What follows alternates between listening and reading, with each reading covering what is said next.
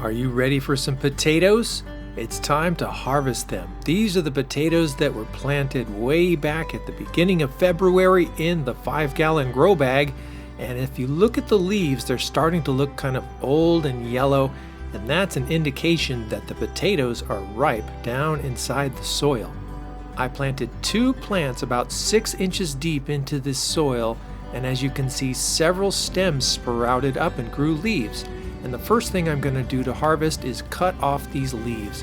Unlike some of the other plants I've been growing, potato leaves are not edible. You cannot eat them, so I'm just going to cut them away.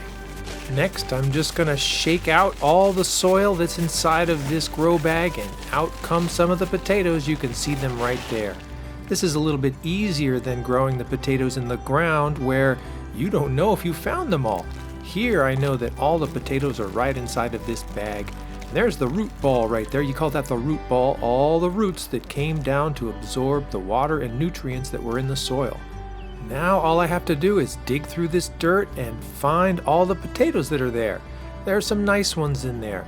They seem a little bit smaller than the potatoes that grew in the earth, but that's to be expected. They're in a much smaller container and the roots can't grow quite as far. But it looks like I have several of them, probably about the same number of potatoes that I would get out of a plant that's growing in the ground, just somewhat smaller potatoes. Some of these potatoes I'll chop up and steam together with some other mixed vegetables, and the rest of them I'm going to squish them up into mashed potatoes.